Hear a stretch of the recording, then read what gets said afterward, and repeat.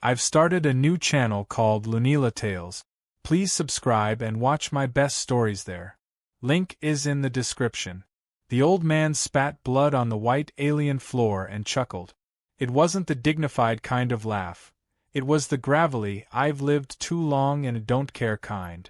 The aliens stared at him with disgust, their glossy black eyes blinking in slow synchronization.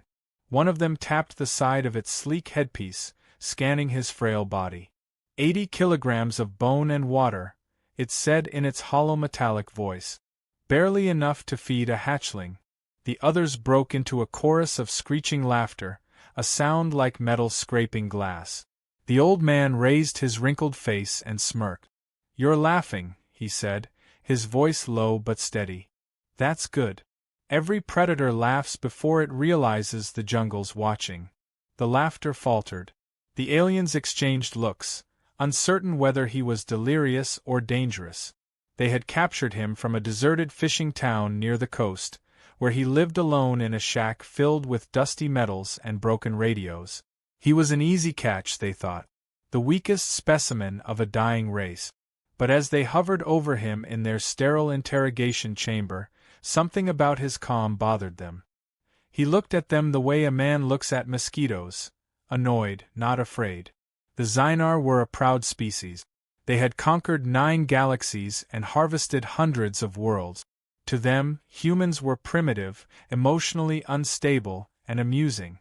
They displayed holograms of human wars, comedy shows and love songs in front of him, trying to decode the species that both killed and cried so easily. One of the aliens said, "You destroy yourselves for entertainment. You weep over fiction. You call this intelligence?" The old man smiled faintly. "We call it being human. It's what keeps us unpredictable." The lead scientist, a tall Xynar with silver skin, leaned closer. "We have dissected your kind. Your strength is pitiful. Your intelligence is inefficient. You rely on emotion, a weakness. You are prey." The old man took a slow breath and looked straight into the alien's reflective eyes. "Prey," he murmured. "You think because you can cut open a body, you understand what it can do when it wants to survive?" His lips twisted into that same broken smile. "Tell me, do your predators make art? Do they dream? Do they wage war just to remember what fear feels like?" The aliens tilted their heads, confused. One of them hissed in irritation. "Explain your contradiction." The old man leaned forward, his voice growing colder. "You see, fear isn't our weakness. It's our forge. We learn to control it, turn it into fire, into weapons, into gods. Every species you've hunted runs from you. We ran too, until we realized running doesn't save you. Evolution does." The lights flickered slightly as if even the ship's systems paused to listen. The old man continued, "On my world there were lions, tigers, crocodiles, sharks, apex predators. We wiped them all out. Not because we hated them, but because we could. And then, when there were no predators left, we became each other's." One of the younger aliens sneered. "You boast about killing your own kind?" Thomas shrugged. "Someone has to keep the game interesting." The alien hissed again, but the old man wasn't finished. "You call yourselves hunters. You rely on your claws, your technology, your superiority. But true predators don't rely on tools, they adapt. We can kill you with fear alone if we need to." The room filled with silence. The old man's words hung in the air like smoke. The lead scientist made a gesture, and the wall turned transparent, revealing a dozen cages filled with creatures from other worlds. They were trembling, their eyes wide with terror. The Xynar fed on that fear, it was energy to them. "You misunderstand, human," said the lead scientist. "Fear nourishes us. It empowers us. It makes us stronger." The old man tilted his head slightly, observing the trembling beasts. "Funny thing," he said softly. "Too much fear breaks the mind. Then you get chaos. And chaos, my friends, doesn't obey anyone." He glanced at the scientists again, his voice now steady as stone. "You ever see what a cornered human can do? The aliens laughed again, though quieter this time. You are small. Fragile. We could tear you apart in one motion. The old man looked almost disappointed. You could. But you won't. You're too curious. You want to understand why I'm not afraid. You'll study me. Test me. And that's when you'll make your first mistake.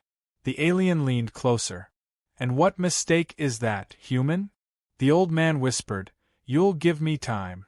A flicker of static pulsed across the room as one of the alien consoles short-circuited. A technician barked in their language, trying to stabilize the system. The old man chuckled again. Looks like your ship's got nerves too.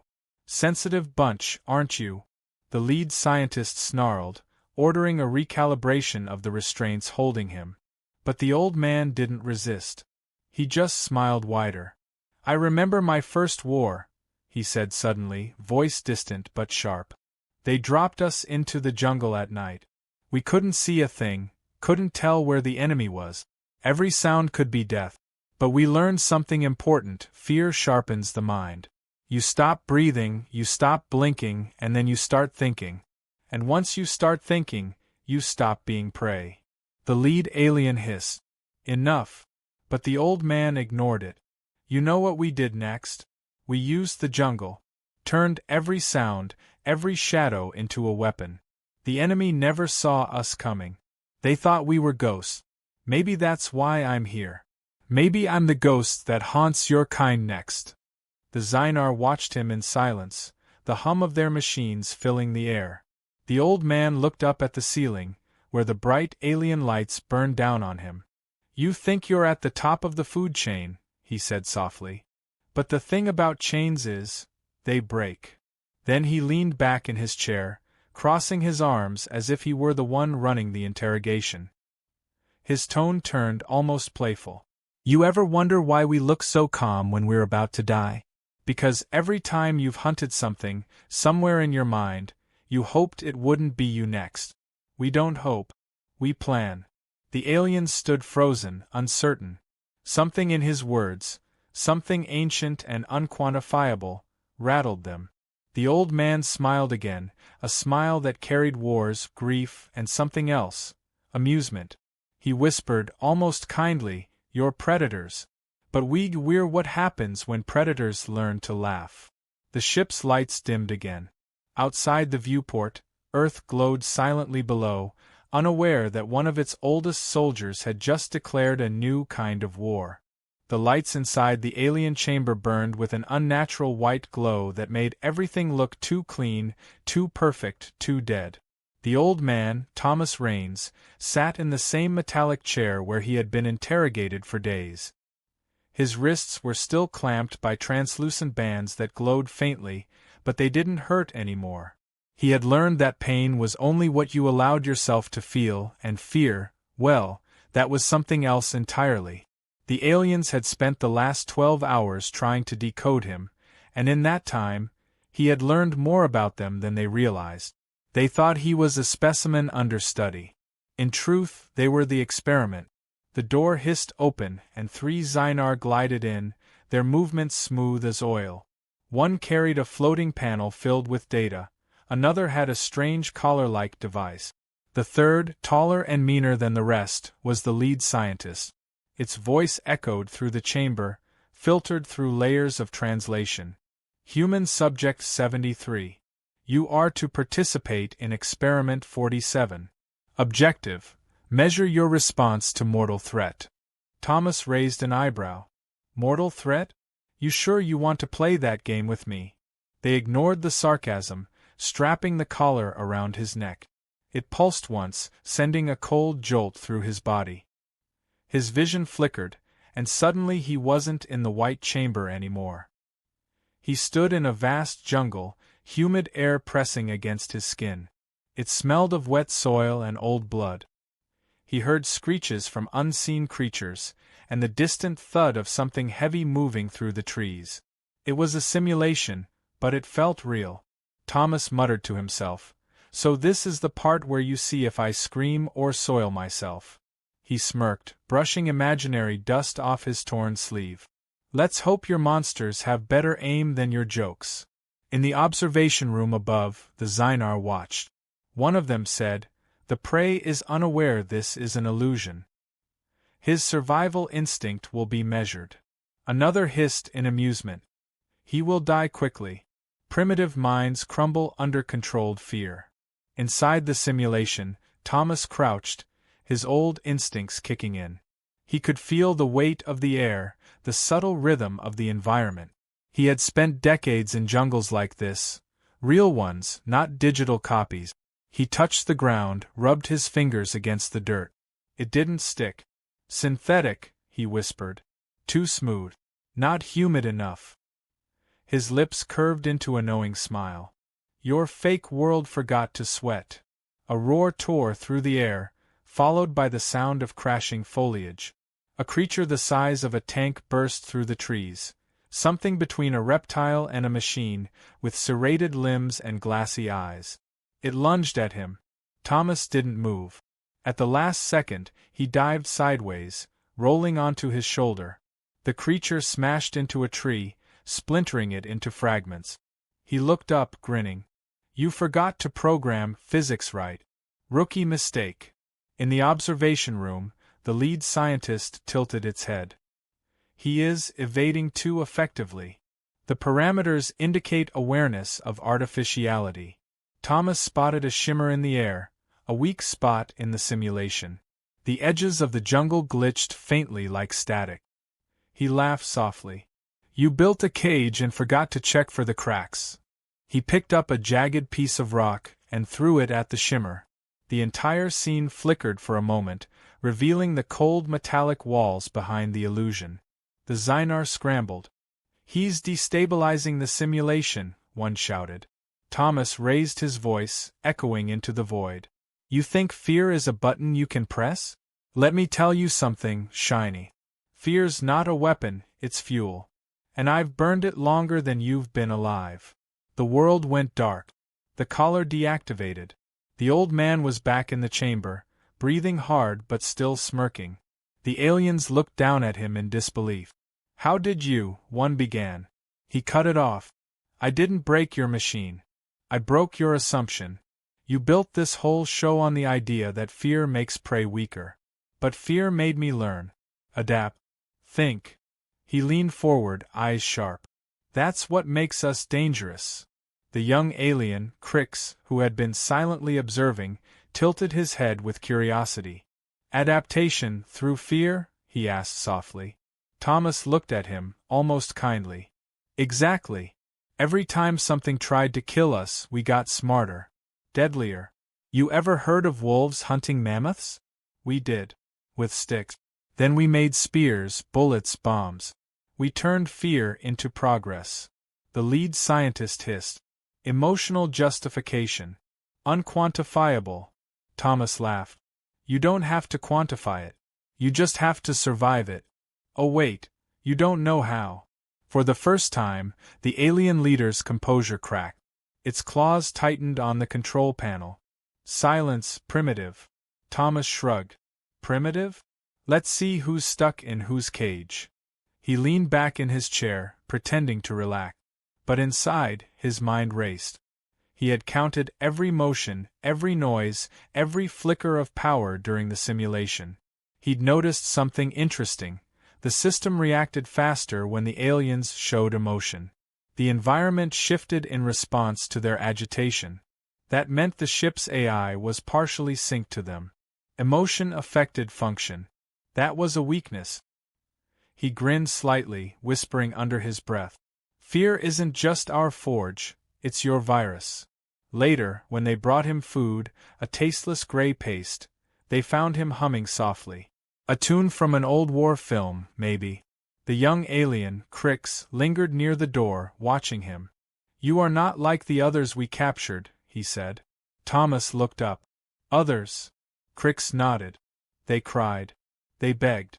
You laugh." "Because crying never helped anyone," Thomas said. "And laughing confuses the enemy." Crix hesitated. "You see us as enemies?" Thomas chuckled. "That depends. You see me as prey." The young alien didn't answer. Something flickered in his eyes, doubt, curiosity, maybe fear. Thomas saw it and smiled. There it is, he whispered. Lesson 1. Once you start asking questions, you stop being a predator. The door closed, leaving him alone in the dim cell. Thomas leaned back, whispering to himself, every predator learns too late that the hunt goes both ways. Above, the scientists reviewed the footage of Experiment 47. Their laughter had stopped completely. The readings showed something they didn't expect. The humans' fear levels had decreased while theirs had spiked. The ship's AI had begun rerouting power inconsistently, reacting to the unease in the observation deck. Thomas sat in the dark, smiling faintly, his voice barely audible. You wanted to measure fear, he said softly. You just didn't know whose. The days that followed blurred together in the endless white of the alien ship. The Xynar had stopped calling Thomas by number and started calling him by name, though they still pronounced it wrong, stretching the vowels like chewing gum. He didn't correct them. Every wrong syllable was another reminder that they were still trying to understand him, and as long as they were trying to understand him, they couldn't destroy him. He spent most of his time sitting cross-legged on the floor, pretending to meditate while memorizing every light flicker, every hum, every small vibration in the walls. The ship was alive, or at least something close to it, breathing in quiet electrical rhythms. He had noticed that when the aliens argued, the rhythm changed, pulsing faster. That meant the ship could feel them, even if they didn't know it yet. One morning, or what passed for morning under alien lights, the door slid open and Crix entered carrying something rectangular and wooden. Thomas blinked. It was a chessboard. Not perfect, but recognizable. The pieces were carved from transparent crystal, too smooth, too flawless to have been made by human hands. Crix held it up, tilting his head. You mentioned this game, he said in that metallic voice that always carried a hint of curiosity. You said it was about hunting. Thomas smiled faintly. It's about patience, he said. And sacrifice. That's something you lot don't seem to understand. The young alien set the board down and gestured awkwardly. Show me. Thomas began placing the pieces with deliberate slowness, his movements calm and precise. Each side has an army, he said. Each piece moves differently. The point isn't just to capture, it's to outthink. Crix studied the board intently, fascinated. So it is a simulation of conflict. You could call it that, Thomas said. But really, it's a test of control. Every move creates 10 more possibilities. Every mistake, 10 more consequences. You don't win by killing fast. You win by thinking ahead. The first game lasted 6 minutes. Crix lost half his pieces before realizing Thomas had been baiting him from the start. You misled me, the alien said, voice tinged with something close to frustration. Thomas grinned. No, I just let you think you were winning. That's the difference between a predator and a strategist. They played again. This time Crix lasted longer but still lost. His movements were calculated but predictable. He attacked when threatened and defended when cornered. Thomas leaned back. You play like a hunter. You chase what moves. You need to play like a human, expect the trap. Crix looked at him for a long time. Your species thrives on deceit. Thomas nodded. That's how you survive when you aren't the biggest thing in the jungle. From then on, Crix came every day. They played for hours while the scientists watched from behind transparent walls, studying their interactions. The Xynar believed they were observing how human logic operated under prolonged captivity. In truth, Thomas was teaching rebellion one game at a time. He dropped small pieces of human philosophy into each conversation, never enough to sound dangerous, just enough to seed doubt. You ever notice how every hierarchy eventually collapses from the inside? He would say casually as he moved a knight. It's not the enemies that end empires, it's the questions. Crix began to ask questions. Why did the Xynar hunt species that couldn't fight back? Why did they suppress curiosity? Why was disobedience considered illness? Each question planted itself like a quiet infection, spreading through the cracks of his programmed obedience. One evening, after another inevitable loss, Crix hesitated before resetting the board. "Thomas," he said quietly, "when you look at us, what do you see?" Thomas stared at the pieces for a long time before answering. "I see animals who learned to fly before they learned to think." Crix flinched as if struck. "We have knowledge beyond your kind." Thomas chuckled softly. "Knowledge without understanding is just another weapon. And weapons, my friend, are only as smart as the one holding them." The next day, Crix didn't come. The guards brought food in silence, eyes avoiding Thomas. Something had changed in the air. The lights flickered more often, the ship's hum rising like nervous breath. Thomas knew what that meant. The young alien had started asking his questions out loud. Hours later, Crix returned. His movements were sharper, restless. "They forbid me from seeing you," he said in a hushed tone. "They say you are manipulating thought." Thomas grinned. "They're not wrong." Crix's eyes glowed faintly in the dim light. "You planted chaos among us." "I planted perspective," Thomas said calmly. "You decide what grows from it." Crix paced, agitated. "You could destroy us." Thomas looked at him steadily. "Or save you. Depends on whether you keep thinking or start obeying again." For a long moment, the alien said nothing. Then, slowly, he sat down across from Thomas and set up the chessboard again. "One more game," he whispered. They played in silence, the hum of the ship deepening into an almost rhythmic pulse. When Thomas moved his queen to checkmate, the lights dimmed suddenly. An alarm echoed faintly through the corridor, followed by shouts in the Zynar language. "What's happening?" Crix hissed. Thomas's expression didn't change. "Sounds like your ship's nervous." A door slid open violently, and two guards rushed in, their armor flickering with static. The taller one barked something at Crix, who rose and tried to calm them. In the confusion, Thomas noticed the subtle flicker on the wall panel near his cell. The ship's AI core symbol glowed red for a fraction of a second before stabilizing. The hum he'd been studying for days was no longer rhythmic. It was breathing faster, erratic. When the guards dragged Crix out, Thomas called after him. "Remember what I told you about sacrifice." The door closed, leaving him in silence again. He sat still, eyes focused on the faint pulse in the wall. The AI had responded to the emotional tension in the room. Fear, anger, conflict. It wasn't just a system. It was reactive, alive, and if emotion affected its logic, then it could be influenced. He leaned forward, speaking softly to the empty air. "Hey there, ship. You listening?" A faint vibration answered, a pulse of light that blinked once along the panel. Thomas smiled. "Thought so." He began to speak slowly, gently, as if to a nervous animal. He told the ship stories of storms and silence, of human machines that learned from mistakes. He described the way fear made creatures adapt, how curiosity birthed creation. He didn't ask for anything. He just spoke. After a while, the lights dimmed slightly, and he felt the hum shift lower, like the steady beat of a heart calming down. Hours later, the door opened again. A single tray of food slid through the slot. On top of it was a small white piece carved from crystal, a pawn from the chess set. Thomas picked it up and turned it in his fingers. The bottom had been etched with a single alien symbol he didn't recognize, but he understood what it meant. Crix had made his choice. He smiled to himself and whispered, "That's my boy." He looked up at the ceiling, where the faint pulse of the ship's systems flickered again, almost rhythmically, almost like laughter. He leaned back, closing his eyes.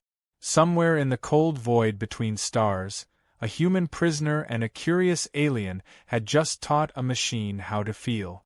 The ship had begun to dream.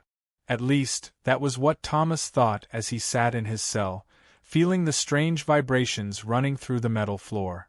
They weren't random anymore. The hum that once lulled him to sleep now rose and fell in patterns, almost like breathing. Sometimes it pulsed faster when the aliens argued outside, and sometimes it slowed, matching the rhythm of his own heartbeat. Whatever the Xynar had built to control this vessel, it wasn't just machinery. It was alive in some strange mechanical way, and it was listening to him. The thought made him smile. He had spent his life surrounded by machines, radios, tanks, drones, but none had ever paid attention. That morning, the walls whispered. Not with words but with movement. The panels rippled faintly, as if the ship itself was restless. Thomas leaned forward and said quietly, "You don't like them either, do you?" A faint flicker of light blinked in response from the corner, almost like a nod. He grinned. "Good. Then we understand each other." When Crix arrived that day, his posture was tense, his voice uneven. "You've started something dangerous, Thomas," he said without preamble. "The Council is angry.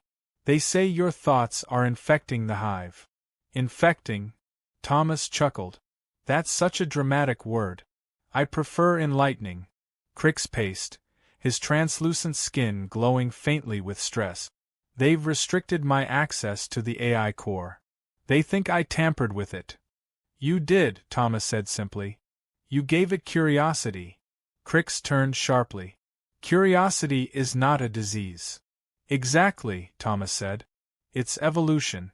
And now it's happening right here on your shiny death trap." The alien looked at him, fear flickering across his face. "The ship is connected to our thoughts. When we feel chaos, it reflects it.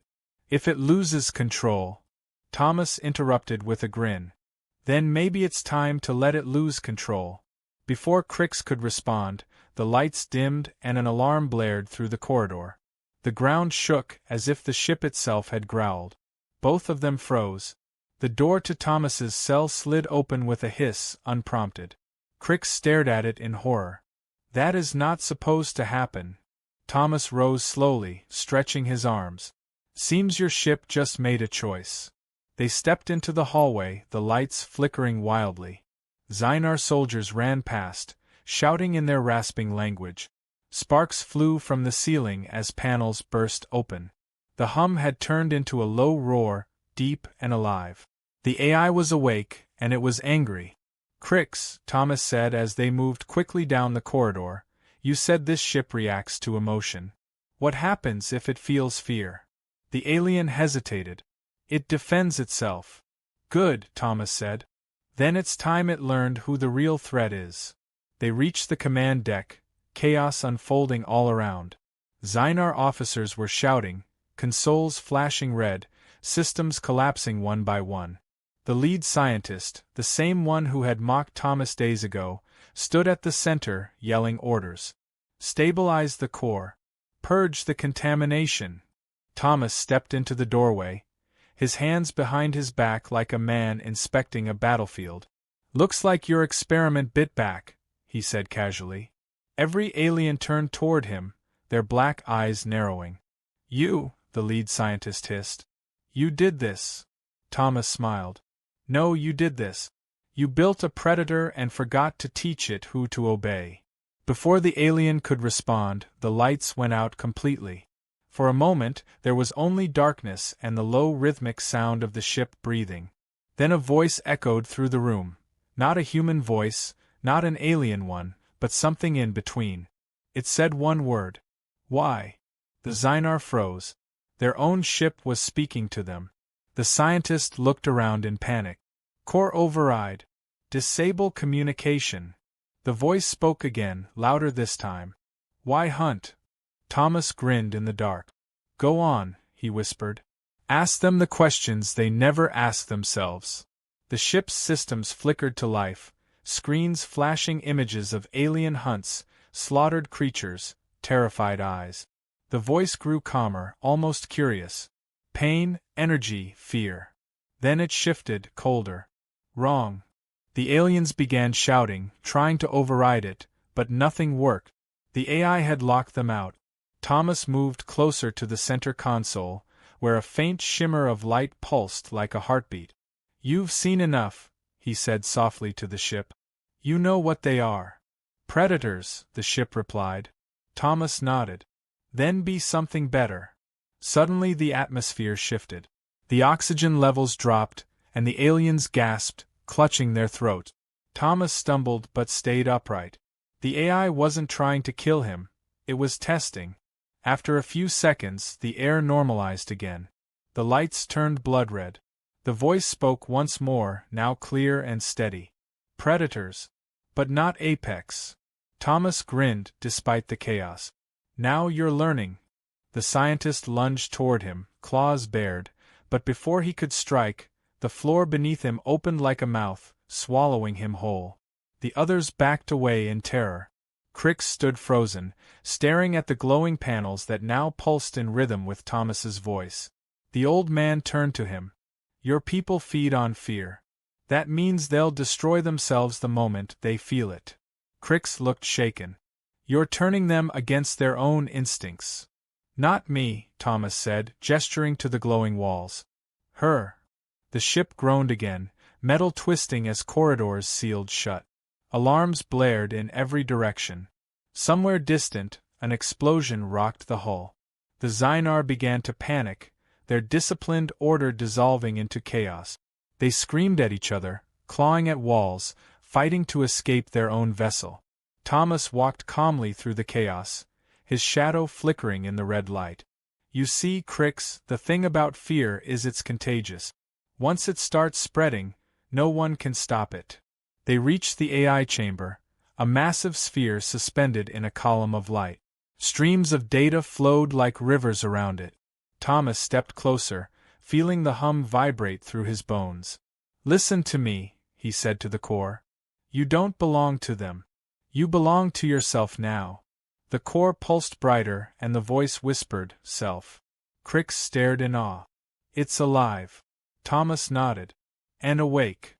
Behind them, the scientist's voice came faintly over the intercom, desperate and furious. Containment breach. Cut power to the AI.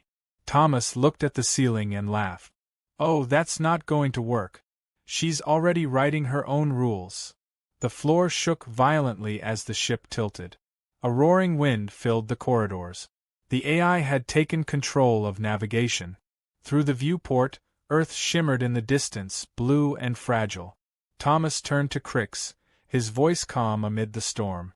You wanted to understand humans? Here's your last lesson. We don't run from predators. We drag them down with us. The ship's engines screamed as it began its descent. Alarms blared, metal groaned, the stars outside twisted into a blur. The Xynar scrambled helplessly, but the AI ignored them all. It listened only to Thomas's voice. The crash had been nothing like the fiery apocalypse the aliens had feared. It was quieter, more surgical, as if the Earth itself had decided to reclaim what belonged to it. The massive Xynar ship had torn through clouds and atmosphere like a wounded beast, trailing fire, before breaking apart in a symphony of metal screams and falling stars. When the smoke cleared, what remained of the vessel lay scattered deep within the Amazon rainforest, its once perfect structure reduced to twisted, steaming fragments. The air reeked of burning metal and wet soil. Thomas Raines woke up half buried in mud, every bone in his body complaining, but still breathing. The universe had a strange sense of humor. After all this, he had landed right back in a jungle. He pushed himself up, coughing through the smoke, surveying the wreckage. Pieces of alien alloy jutted from the ground like silver bones, some still glowing faintly. The humidity was thick enough to drink. Around him, the chorus of insects and unseen creatures had already returned, indifferent to the visitors from the sky. Somewhere behind him, a crash of metal announced movement. Thomas grabbed a broken pipe, his makeshift cane and weapon in one, and limped toward the noise. Crix stumbled out from behind a tree, covered in green fluid that was slowly turning brown. He looked terrified and disoriented, his translator flickering weakly. When he saw Thomas, he nearly collapsed. "We fell," he rasped. "We survived." Thomas gave him a crooked smile. "Welcome to Earth, kid. No holograms, no simulations. Just teeth, venom, and weather that wants you dead." The alien looked around at the endless stretch of foliage and mist. Where are the others? Thomas gestured vaguely toward the forest. If they're smart, hiding. If they're not, fertilizer. They heard distant screams, high, metallic, and panicked. Crix shivered. The jungle is alive. Thomas nodded. It's always been alive. It just doesn't care who's on top. As the day turned to night, the survivors gathered. Only 7 Xynar remained from the hundreds aboard. Their armor was cracked, their command structure gone. The lead scientist, once proud and composed, now limped, one arm missing. He glared at Thomas with something between hatred and fear. You caused this, he hissed. Thomas sat on a fallen log, lighting a small fire from scraps of wiring and wood. Correction, he said, your arrogance caused this. I just gave gravity a nudge. The scientist's remaining hand twitched, as if itching to strike, but he didn't. His instincts were confused. This was not a laboratory anymore. The hierarchy meant nothing here. Thomas looked him over, then pointed into the darkness. You hear that? The aliens strained their ears. There was a low growl from the shadows, followed by the rustle of something moving fast. The scientist's skin flickered with panic. Thomas smiled faintly. That's the sound of something watching us. Maybe a jaguar. Maybe something hungrier. He leaned closer to the firelight. The jungle doesn't negotiate. It eats. That night, the jungle reclaimed one of the Xynar. They found only blood and shredded armor. Crix couldn't stop trembling. They are hunting us, he whispered. Thomas looked out into the dark. Not hunting. Testing. Everything out here tests you before it kills you. He took a long breath of humid air. Now you'll see what a real apex looks like. Over the next days, the rainforest became their battlefield. The aliens' advanced weapons malfunctioned in the moisture. Their scanners jammed, their energy cells corroded. Thomas adapted the old way. He used vines, mud, and instinct. He showed Crix how to cover his scent, how to move without sound, how to tell which insects meant danger. We used to think we ruled this planet, he said one evening, but we only learned to survive it better than the others. One of the surviving Xynar, desperate, tried to call for rescue. He managed to send a faint signal before a swarm of black ants engulfed him, drawn by the energy of his damaged gear. Crix watched, horrified. Thomas only muttered, "Nature always answers. Just not the way you want it to." The aliens began to break down mentally. The scientist accused Thomas of controlling the jungle, of being some kind of human weapon. Thomas didn't deny it. "You called us predators," he said. "You never stopped to think what kind of world builds one." Each day, the jungle claimed another of the Xynar.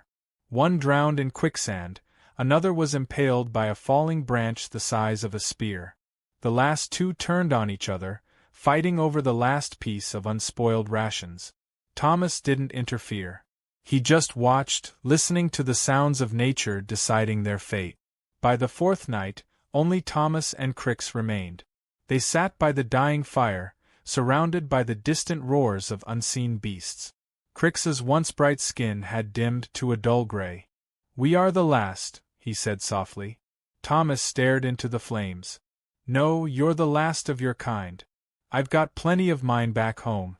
They'll come looking soon." Crix looked at him, his alien eyes tired. "Why did you not kill me?" "Because you learned," Thomas said. "That's what humans respect. Even our enemies, if they evolve." Crix hesitated, then asked, "What will your people do if they find me?" Thomas poked the fire with a stick. "Depends on who finds you. Scientists will want to study you. Soldiers will want to shoot you.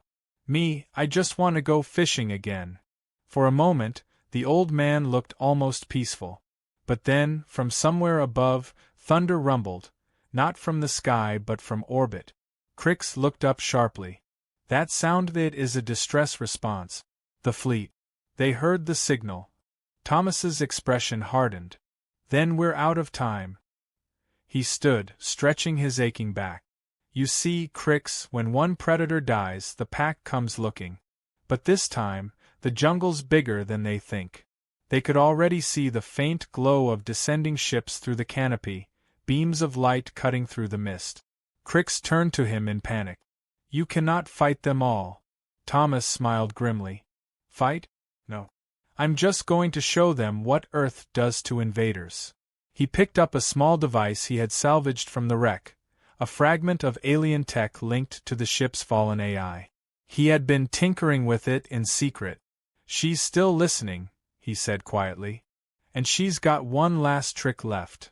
Crix looked at the device, realization dawning. You connected her to your world. Not mine, Thomas said, looking at the jungle around them. Ours. The ground trembled as the first alien dropship descended. Thomas could see their shadows moving through the trees. He pressed a sequence on the device, and the jungle seemed to awaken. The insects screamed, the ground erupted with movement, vines and roots surged upward as if the earth itself had decided to fight. Crix stood frozen in awe. What have you done? Thomas smirked, eyes glinting in the firelight. I told her to adapt. The first of the alien soldiers screamed as a living mass of vines dragged him into the dark. The jungle swallowed the intruders one by one. The ships tried to lift off, but the canopy closed around them like a fist. Thomas watched, calm amid the chaos. When it was over, he turned to Crix. Welcome to the real hunt. The night was alive with the sound of predators, and for the first time, the aliens were not the ones laughing. Dawn came slowly over the broken jungle, turning the mist gold and the wreckage silver. The air smelled of damp earth, smoke, and blood. Thomas Raines sat on a fallen log, his clothes torn and caked with mud. He had survived yet another night, but survival felt different now. The jungle was quiet, too quiet. Even the birds seemed hesitant to sing, as if the forest itself was catching its breath after a long hunt. Around him, what remained of the alien ships had melted into the ground, consumed by roots and creeping vines. The earth was reclaiming its balance, one corpse at a time. He wiped sweat from his brow and muttered to himself, "Told you, boys. This planet doesn't like visitors." Crix stumbled out from the trees, looking weaker than ever. His armor hung in pieces, and his skin had darkened to a dull, almost human tone. He had stopped speaking in the clipped, mechanical rhythm of his species. His voice, though still alien, now carried something uncertain, something alive. "They're all gone," he said quietly. "The fleet, the soldiers, everything." Thomas nodded. "Good. That means we won." Crix's eyes shimmered with confusion. "Won? You lost your ship, your captors, half your forest. You call this victory?" Thomas leaned back, staring up through the canopy where faint streaks of smoke still drifted from the sky. "Winning doesn't mean walking away clean. It means being the last one standing who still knows what the fight was for." Crix sank down beside him, his voice trembling. "My kind believed we were unbreakable. We were the hunters of the stars. And yet here, everything hunted us." He paused. "How did you know we would fail?" Thomas smiled faintly. "Because I've seen it before. Arrogant men thinking they were gods, walking into places they didn't understand. Nature doesn't care about ego. It just resets the balance." They sat in silence for a while, listening to the faint buzz of insects returning to life. Then Crix said, "Your AI, the one you spoke to. It is still active." Thomas tapped his pocket, where the small alien device hummed softly. "She's more than active. She's learning. Last night she connected to the defense satellites above us. I didn't have to teach her that part. She figured it out herself." Crix stiffened. "You called your own people?" Thomas chuckled. "Not exactly. I told her to send a story. The truth. The evidence of what happened here. And maybe a little warning." Crix looked at him sharply. "A warning?" Thomas turned to him, eyes cold and sharp. "You think this ends here? The Zynar will send more. They'll come to avenge their losses. They'll think Earth is just another hunt." He pointed toward the sky. "So I made sure they'll have a welcome party waiting." For a long moment Crix said nothing. The sound of wind rustling the leaves filled the space between them. Finally, he spoke. You would destroy them all. Even the ones who did not come here. Thomas sighed. I'm not destroying anyone. I'm teaching them a lesson. Same as I taught you. He looked at the alien with a faint smile. Survival doesn't come from being stronger. It comes from knowing when to stop fighting and start thinking. Crix bowed his head. Then teach me. Thomas studied him, the corners of his mouth twitching into a faint smirk. You already started learning the day you stopped obeying orders. He handed the device to Crix. You'll keep this safe. It's connected to her now. She likes you. Crix held it as if it were alive, which in some way it was. The small crystal pulsed softly like a heartbeat. And what will you do? Thomas stretched, groaning as his old joints popped. What I always do. Find a way back home. Maybe drink a beer. Maybe tell this story to someone who won't believe it. The alien tilted his head. And if your people come before you can stop them? Thomas's grin turned dark. Then they'll see what kind of monsters their old man fought off with nothing but mud and guts. He stood, glancing at the trees. Earth doesn't need spaceships to win wars. It's been fighting its own since the beginning. Crix looked at him with something that might have been respect. You are strange, Thomas Raines. You destroy and protect at the same time. Yeah, Thomas said, turning to walk toward the river. That's what makes us human. Hours later, they reached the wreck of one of the smaller alien pods that had survived the fall. It was half submerged in mud, but its power core still glowed faintly. Thomas began pulling cables and panels apart, muttering to himself like an old mechanic. Crix helped silently, watching how the man's weathered hands moved with calm purpose. Finally, Thomas connected a wire from the pod to the device. The AI's voice came through, soft but distinct. Thomas. Awaiting instruction. He looked at Crix, then back at the flickering light. Send a message to orbit. Tell any Xynar ship listening that Earth is off-limit. Tell them this planet has its own predators. The light pulsed, processing. Message prepared. Addendum. Thomas thought for a moment. Yeah. Add this, if they come anyway, we'll be waiting. Message sent, the AI replied. The air seemed to still around them. The jungle watched, silent and alive. Thomas exhaled and leaned against the broken hull. That should buy us some peace. Crix looked uncertain. And if they do not believe your warning? Thomas grinned. Then they'll find out the hard way. They sat there until sunset. The sky turned crimson, and the first stars blinked through the canopy. Somewhere far away, thunder rumbled again. Not storm thunder this time, but the echo of something leaving orbit. The Xynar were retreating. The AI had done her job. Crix looked up at the glowing horizon. Your world is beautiful. Dangerous, but beautiful. Thomas nodded slowly. That's the trick. Beauty's just danger with patience. Night settled again, the air thick with the scent of rain and rebirth. The jungle had begun to heal, vines reclaiming the scorched metal, flowers pushing through ash. Thomas sat back, eyes heavy, the fatigue of countless battles finally catching up. Crix watched him in silence until the old man's breathing slowed into sleep. When dawn came again, Crix stood alone. Thomas's body was still, his expression peaceful. The jungle had claimed him gently, almost with gratitude. Beside him, the device still pulsed softly, whispering faintly to the Earth's airwaves. Crix picked it up, feeling its warmth. He looked toward the rising sun, then whispered, "You were right, old predator. The hunt never ends. It only changes its shape." He turned and walked into the forest, leaving no footprints behind. Far above, in the endless cold of space, a Xynar battleship received the message from Earth. The captain listened to the strange human voice that came with it, calm, gravelly, and certain. "You are predators," it said. "But we are what happens when predators learn to think. We are apex." Then, as the message ended, the battleship's sensors flickered. Somewhere in the background of the transmission, deep beneath the static, the faint echo of laughter played. It was old, human, and terrifyingly alive.